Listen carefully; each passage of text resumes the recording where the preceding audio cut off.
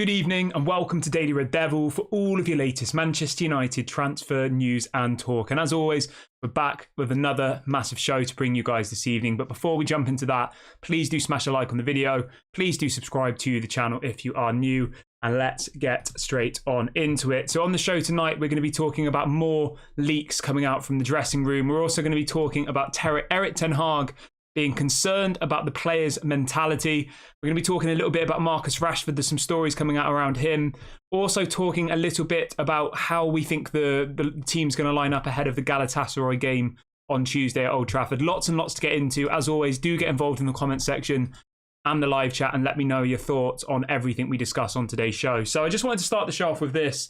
Anthony has been training at Carrington today. Now, I know some of you are fans of Anthony, some of you aren't, but he is officially back at Carrington today. There's pictures I'm looking at right now on my screen of him in training at Carrington. There's a picture of him and Hannibal. Anthony Martial's also training. Who else is in the picture? It's all of the people who didn't train yesterday. So we've got, who didn't play yesterday. So you've got Christian Eriksen, you've got Kobe Mainoo's there, Anthony's there, Anthony Martial's there. All the people who didn't play much of a game time yesterday. So I don't know whether that's a positive or a negative. I guess it is in the grand scheme of things. I guess having Anthony back is a positive. I quite like Anthony. I don't think he's lived up to his price tag, but he's only been here for one season. And I think we're stronger with Anthony than we are without him. So for me, that's a positive. Maybe for some of you, that isn't a positive. But let me know what you guys think about that. Anthony is officially back in Manchester United training. I just hope now, right, that we start getting some players back from injury. I hope that people like Kobe Mainoo, Malacia, Luke Shaw, obviously Martinez. We've got all of these people who are out injured. The list is ridiculous. We've got pretty much a whole starting 11 worth of injured players. And I think that isn't helping the situation at the moment. I really don't. I think it's really putting us in a difficult moment. I know Erik ten Hag is under a lot of scrutiny at the moment. I know there's a lot of people in this community and other friends I've been speaking to who are really, really starting to turn on Erik ten Hag now. There's people even going as far as saying Erik ten Hag out. I'm not in that boat at the moment. I am going to do, I think at some point next week, it'll be the first time we've done this, but I'm going to do like a call-in type show where there'll be a link and people can come on the show and we can all speak together. So I'm going to do that at some point next week. I'm not sure what day. I need to work out how to do it first. As I said, I've never done it before, but there will be a chance at some point next week for all of you to have your say on the channel. It'll be me and you, and I'll ask you a question and all the rest of it. But yeah, it does look like a lot of people seem to be turning on Erik ten Hag, and I don't think it's right personally. I think that at this moment in time where we are, I don't think any other manager is going to come in and do much difference. You might get somebody come in, right, and you have a bit of a new manager bounce. They win 5 games in a row and everyone says, this is it, we're going to win the league. Like, it's just the same thing over and over again. And then give it 12 months, all the players will down tools. All the players will probably have just earned a new contract after winning 6 games in a row. We'll give Bruno Fernandes a pay rise. We'll give, all of these people who don't deserve a pay rise will get a pay rise. We'll probably give Marcus Rashford another pay rise. And then give it 12 months and then all just down tools again. That just seems to be what happens at Manchester United over and over again. It's a mentality issue. It's a mentality issue for me personally. Chris says, you're really simple-minded if you think changing managers does anything positive. All you're going to do is reinforce player power. Mate, I 110% agree with you. I don't think changing managers is the solution for me. I think the solution is, I said this on the show this morning and people weren't very happy with it. I said, even if Sheikh Jassim comes in now, I think it'll be 3 to 5 years before we're challenging for any league titles. I genuinely believe that because I think there's so much work that needs to be done at Manchester United. There needs to be such a mentality shift. We need to get rid of so many players. We need to bring in so many more new players. It needs to almost be like a fresh start from the very, very beginning. And I think even though we might have the right owner with Sheikh Jassim, if he comes in, I still think it will take 3 to 5 years to get us to where we actually then start competing. I genuinely believe that. I was talking to some people earlier and they genuinely thought that if we got announced that we had new owners next week, that we'd be challenging for the title this season and it would change everything. Like, I just think it's completely crazy. I think we've got to be realistic. And I think like bringing in a new manager now is short-term gain, right? You might win 5 games in a row just to get, just to get a bit of a new manager bounce. But then we'll be straight back to where we were before. I'm almost certain of it. And I think it is just a revolving situation that just goes on and on and on and on. So I think we have to stick with Erik ten Hag for now. My one exception is this though, okay? Say Sheikh Jassim comes in, right? A new owner comes in and he says, right, and there's some sort of level of communication with the fans. And he says, right, this is my plan for Manchester United. And this plan involves, this is just hypothetical, right? But just hear me out. This plan involves bringing in Zinedine Zidane, that's just an example. I'm not saying I want Zinedine Zidane, or it could be Hansi Flick, it could be Conte, it could be anybody, okay?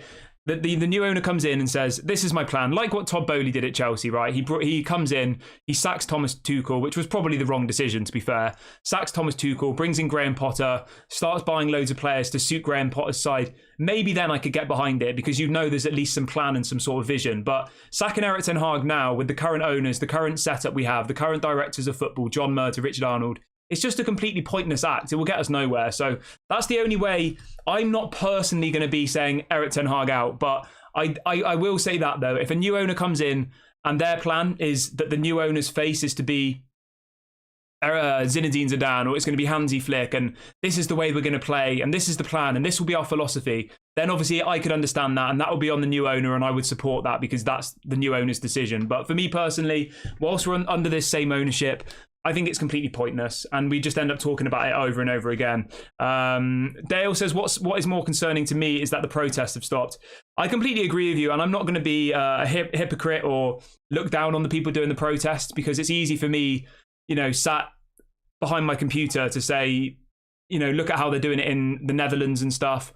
I'm not even at the protest, so I'm not going to say that how they're protesting isn't right, because they're doing more than what I am. So fair play to all of the people who do go and do the protest. But if you're looking at it from an outside perspective, okay, you look at Ajax, they lost one game 3-0, and they pretty much destroyed their stadium. They had the game called off. They were throwing fireworks onto the pitch. I'm not saying that we should do that, okay? I'm not condoning violence by any means, but it is pretty mad, isn't it? The extent that some fans around the world go to when they're unhappy with the situation their team is playing in.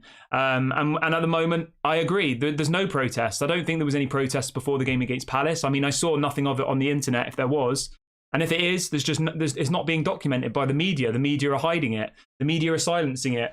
Obviously, there was this big story coming out today from various different journalists in the UK saying that apparently Sheikh Jassim's going to complete the takeover within 2 weeks. But for me, that's just a classic try and spin after losing a terrible result. Awful tactic from the Glazers. It's a typical Glazer tactic. After a bit of negativity, they try and spin it into some positivity. And obviously, we all see through that. Irvin says, Kieran, if you had an unlimited budget to spend on players, how many current players would you keep? Your answer will tell how bad of a position we are now. Personally, I would keep 4 players max. That's a really good question. Thank you for that, Irvin. I will ask that back to the chat. So the question is, right, how many players from the current squad would you keep? Let's say first team players, because I think bench players is a different matter. I think Ronaldo's long gone, Kieran. I think Bruno, great bench player. I think Varane, great bench player. Obviously on his day, Varane is world class, but he's injury prone now, isn't he? Let's go through the team.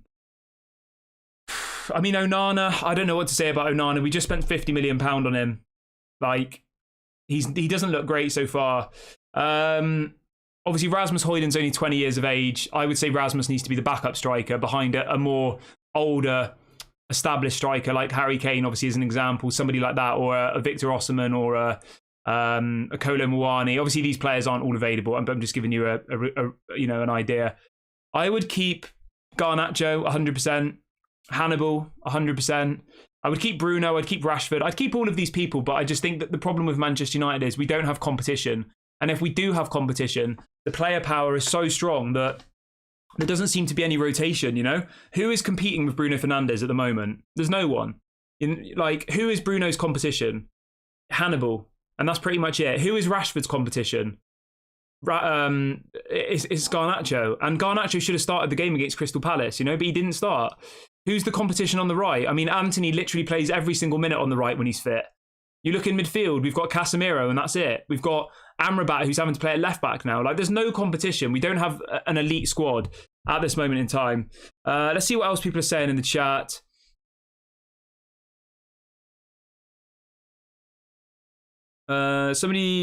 Chris says, has anyone actually seen Onana catch a shot instead of parring it into danger? Yeah, I mean, Onana's shot stopping has been very, very poor so far. It has. And you know what? He's made a couple of nice passes, but from what I've seen so far, I'm not blown away by his distribution. We're not a possession-based team at the moment. We don't have that kind of Man City-esque where we score 3-4 goals and have 80% possession. Yes, we had 80% possession against Crystal Palace, but we created absolutely nothing. I mean, would you rather be winning 4 or 5-0 scoring goals on the counter attack, or would you rather lose games and have 80% possession? Like when we played Crystal Palace yesterday, we played like how Burnley played against us last week. They lost the game. They had more of the ball. They had more chances, but they can't score goals. And that was exactly what happens, you know? It's like, what would you rather have? Win matches, score goals, but maybe play more pragmatic football? I would probably rather have that at this point. Somebody says, would you bring back Mason Greenwood? I'll be honest with you, mate, all right? I don't think bringing back Mason Greenwood at this moment in time is going to help anything, personally. I think there's far too much going on off the pitch to be having to deal with Mason Greenwood being back as well. I think that would just be the icing on the cake. You'd have Jadon Sancho, who's fallen out with the manager and refusing to apologise. You've got Anthony, who's got various allegations of domestic abuse. If you brought back Mason Greenwood as well, that's just going to be a complete mess, isn't it? CR7 says, we should bring back Mourinho. Wow. What does everybody think about that? Let me know in the comment section. Let me know in the live chat. Would you bring back Mourinho? I think Mourinho's days are done for me personally. Like, yes, he won. Was it the Europa Conference League with Roma? I wouldn't go near Mourinho again personally. I think that's not a great idea. I mean, have you seen where Roma are in Serie A this season? They're 16th in Serie A. You really want to bring in Mourinho, who's in 16th place in Serie A? It's a no from me. Definitely not. Somebody says you have an agenda against Onana. What has he done wrong apart from the Bayern game? Onana's made loads of mistakes so far. I don't know what you mean by that. He hasn't been very good. He hasn't. He's been very average at best, and that's being kind. I think average is being fair. But yeah, it is what it is, isn't it? Let's see what else people are saying. Somebody keeps spamming, will you bring Messi to Manchester United? I mean, yes, I would, but he's never going to come, is he? Somebody says, Kieran, do you remember when I said it's time we should start playing, we should start bringing in an understudy for Bruno Fernandes? Yes, I do. I completely agree with you, mate. I do. Like, we should have got Maddison, really, shouldn't we? That would have been the signing. Maddison plays in exactly the same position as Bruno Fernandes. He's arguably better than Bruno Fernandes this season anyway. We should have brought in Maddison. He was, 40 million? Instead, we spent 60 million on Mason Mount. Like, obviously, we need these players to start turning it round, but yeah. Marcus says, why does everyone love Benny McCarthy when our team can't score? I think they all love him because he obviously got Rashford scoring last season, but I don't know what's gone wrong this year. Is it the takeover? Is there something, deep underlying that's causing all of this rot? I don't know. Everything Carpy says, yes, Maddison is so good. Right, I'll come back to the chat in a minute. Let's read out a couple more of the stories that we've got planned for the show. So this story is coming out from a couple of different newspapers this morning. It says people close to Erik ten Hag have suggested he is now worried by the mental fragility of some of his players and their ability to handle adversity, particularly when things go wrong on the pitch. I mean, they've been like that for the past 2 or 3 years. Every single time we go 1-0 down in a game, you are concerned that they're going to not be able to come back from it. That happens every game. Every time we go 1-0 down, obviously the Nottingham Forest game was an exception. We went 2-0 down within, 5 minutes and then we came back. That was good. But as soon as we go 1-0 down, if they misplace a pass, they're throwing their hands up in the air. It's pathetic. And it's not what you should be doing at Manchester United's level. So I don't really understand how Erik ten Hag is only realising this and that he's only now worried about his players' mentality and their issues, because it's been like that way before Erik ten Hag came here. So I don't really get that argument personally. It was like that under Ollie. It was like that under Ragnick. It was like that under Mourinho. We had such a bad habit of going 1 or 2 goals down and then just completely falling to pieces. That happened last season and it's happening this season as well. We can't seem to break down teams and we're just finding ourselves in these difficult situations, and it's just the same over and over again. Daniel says, do you agree with me? Some fans say Erik ten Hag out, but then can't say who to come in. Yeah, I 100% agree with you. I do on that, I would say this, right? Say that this is obviously hypothetical, so it's maybe a bit of a pointless thing to say, but I'm going to say it anyway. Say there was like a Pep Guardiola level manager who was available, right? And maybe if the run of form continued and this manager was available and he would completely change Manchester United, then maybe you could start exploring that, But like the names that are being thrown out, it's like sack Erik ten Hag, bring in Mourinho. It's just like, really? Are we really having these conversations? Some people saying sack Erik ten Hag, bringing in Conte. Like, would you really bring in Conte to Manchester United? Yes, he'd probably get us top 4. And that would probably be it. And then he'd probably get sacked in like a year or 2. Simon says, would you take relegation to get rid of the Glazers? I'm not going to lie to you, right? This is going to sound dramatic, but I wouldn't be surprised if the Glazers stay, even if we got relegated. And the thing is as well, like if we got relegated, surely Sir Jim Ratcliffe and Sheikh Jassim wouldn't be offering the money they're offering now. They're offering that money because we are a profitable business. If we got relegated, it would be a massive issue for Manchester United financially. It would. Milas is saying Xabi Alonso. I don't know, really? I've seen people saying Diego Simeone as well. I mean, it's a very specific style of football, isn't it? Maybe it would work. Diego Simeone. I know a few people before Erik ten Hag came in were saying that we should bring in Simeone. I'll tell you this, right? Simeone would not let the players get away with what we've seen over the last couple of weeks. They would be absolutely scared going out on that pitch. I'm not sure whether these players are scared of Erik ten Hag. I don't know, because I don't find him particularly threatening, I'll be honest, to look at him. I don't know what it is, but do you know what I mean by that? I think there does have to be some sort of level of fear of the manager, but also there has to be some respect and some admiration. I feel like with Tottenham, with Ange Postecoglou, he seems to have the perfect balance of that. He comes across like if you mess with him, he's gonna tell you straight, but he also has that kind of loving side to him. Do you know what I mean? I'm not trying to be soppy, but do you get what I mean with Ange Postecoglou? In press conferences, he's very like, I do it for my players. He's very positive and upbeat, but you can tell if you mess with Ange Postecoglou, he would definitely tell you straight. Whereas I'm just not sure with Erik ten Hag whether they're actually scared of him. Somebody says Erik ten Hag is the right man for the job. We need to burn the club down and rebuild. I 100% agree with that. 100%. 150%. Yeah, but I mean, this exactly proves our point. We've got somebody in the chat saying Sam Allardyce over and over again now, It's like Sam Allardyce, Jose Mourinho, Conte, but then all the people who are saying Erik ten Hag out, please do let me know. Please do let me know who you want to bring in as the manager. Like we've got Mulp saying Erik ten Hag, it's time to go. Who do you bring in? Let me know, because I'm always up for having differing opinions. And as I said, we will do a call-in style show where people can have their say in the next week once I've worked out how to do it. So everybody who wants to get involved with that, obviously I'll put a link in the chat for when that does happen. Somebody's saying bring in Gary Neville. What about Gabby Igbonlahor? Maybe he should be the Manchester United. He likes to talk about us a lot, doesn't he? Doodly Doo says maybe you could be the manager, Kieran. Malp says bring in Giggsy. Really? Definitely not. Like I heard someone talking about this earlier, right? And I honestly reckon that if Ten Hag was to be sacked now in the middle of the season and there wasn't the manager they wanted, I wouldn't be surprised if they brought in Carrick or McKenna, genuinely. Whilst it's under Glazer ownership. That wouldn't happen under Sheikh Jassim, I don't think. But somebody says Gareth Southgate. I mean, that I would not be surprised at all. Let's have a look. Let's have a look, actually. Let's have a quick look. Give me 1 second, guys. I'm just going to have a look at the odds as the next Manchester United manager. I'm not trying to encourage it. I know people are asking these questions. So the number one top. So this is the order, right? So people are asking who could it be? Here we go. I'll give you the order.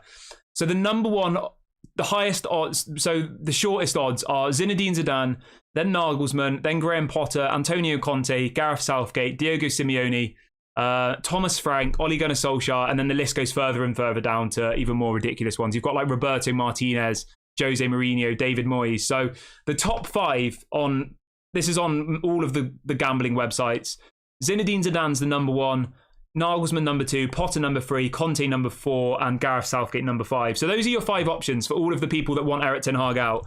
That's the realistic options that you have there. So all of you who are Erik ten Hag out, let me know in the chat which one of them you're going for. I'm going to put the names in the chat for you now. Everybody who's just joined as well, please do smash a like on the video and please do subscribe to the channel. There's over 500 people watching and there's only 100 likes. So please go and subscribe. It doesn't cost any money. It's completely free. We're on the road to 20k, so please go and do that now.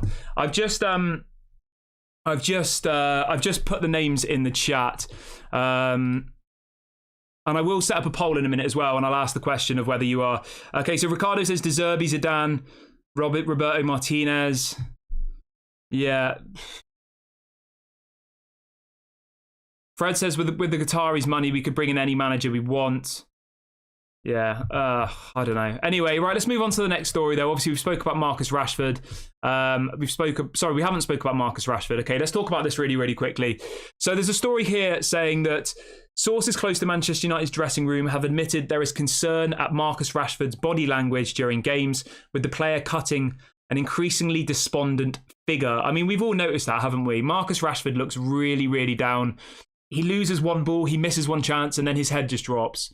I don't know how we get around that. I feel like he is the type of player that just, I know this is going to sound a bit obvious, but he really thrives on confidence compared to others. I feel like he needs that goal or a couple of goals, and then it will completely change for Marcus Rashford. But at the moment, he is literally at rock bottom for me. He's just got his massive new contract, and he is literally at the very, very bottom. And I don't know how we bring it back from here.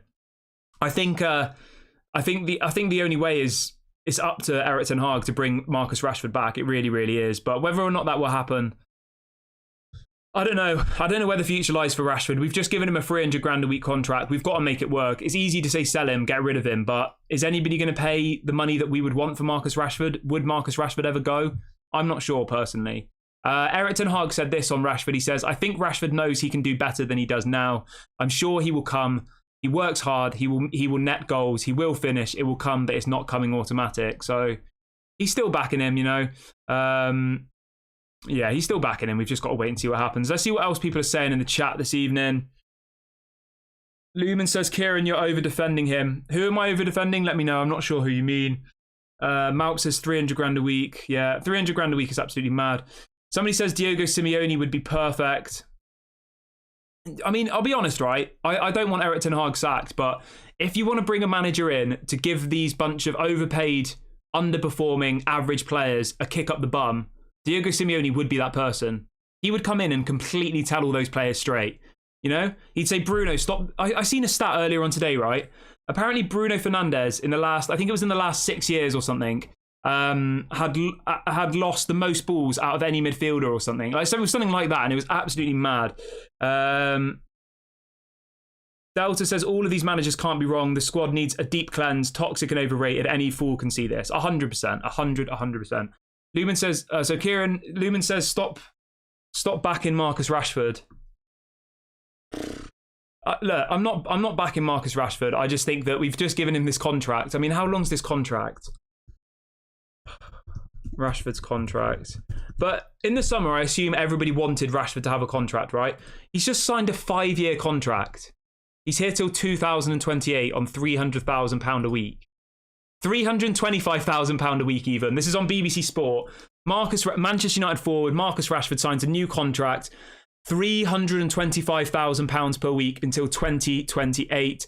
Absolutely mental. So all of the people saying we need to get rid of him and all the rest of it, we've just given him a 5-year deal for £325,000 per week. Absolutely mad. Absolutely mad. The thing is, right, I just think that Rashford thinks he's Mbappe, and that's the issue. He's not. Lumen says Kieran, Rashford needs to be dropped. No goals. Not getting goals. Yeah, I would agree. Rashford needs to be dropped 100%. Let's talk about the game against Galatasaray really, really quickly. I want to say this now, right? I like Rasmus Højlund, but Anthony Martial needs to start that game. He's 27 years of age, right? Anthony Martial. Martial has been a good player. Obviously not great over the last couple of years, but compare the two careers of Anthony Martial versus Rasmus Højlund. Rasmus Højlund obviously is one for the future. We need to start Anthony Martial in that game. We need to start Pellistri. We need to start Garnacho. We need to start Hannibal. Like, it needs to be pretty much the lineup that we saw against Crystal Palace in the week. We need to do that similar lineup, don't we? And I think that Anthony Martial is actually essential to that. I really, really do. I mean, if you look at Anthony Martial, right, he's played over 200 matches for Manchester United in the Premier League in his career. He's 27 years of age. Like, he's a seasoned international player. Played for France, done all sorts of stuff, right? He scored goals in the Champions League, in the French League, in the Europa, in the FA Cup. He scored 105 goals in 391 appearances, whereas Højlund's probably scored about 20 goals in his whole career. So we definitely need to change things up, I think. I do like Rasmus Højlund, but I think we need to see Martial start on Tuesday night. Lumen says, Kieran, Galatasaray are very strong. Go and check their players. Yeah, it's not going to be an easy game. I'll tell you this for sure, right? Galatasaray are going to be a much more difficult team to beat than Crystal Palace. Let's be honest about this. Galatasaray are a far better side. Like literally, if you just look through their squad really, really quickly, right? They've got Lucas Torreira, unbelievable player. They've got Mertens, Wilfred Zaha, Icardi, Ziyech, loads and loads of other players, loads of them. That Ndombele, he used to play for Tottenham. Obviously, he wasn't good for Tottenham, but I think he's been all right since he's joined them. Their team is a hard team to play against. They're not going to be easy at all. I would say it's going to be more difficult than the Crystal Palace game for sure. But let me know what you guys think about that. What's your score predictions for the game? Mila says even Salah and KDB are dropped or subbed. Why is Bruno untouchable? I don't know. It's player power, and that's the problem. That's how all of these managers keep failing, because regardless of how they play, regardless of whether they perform or not, for some reason, they know they're still going to get picked. And that's happened manager after manager. It happened under Oli, happened under Ragnick, it happened under, obviously, Mourinho, it's happened under Ten Hag now. And things need to change. And I don't know where this is coming from. Is it coming from up above? Is it coming from the CEOs, the directors of football, the players' agents? Like, where's this coming from?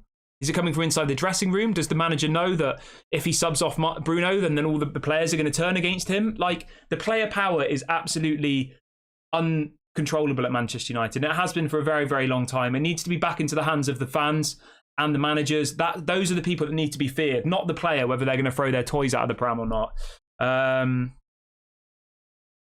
Daniela says Rashford on 3 million a year. He's on a lot more than that, my friend. Yeah, a lot more than that.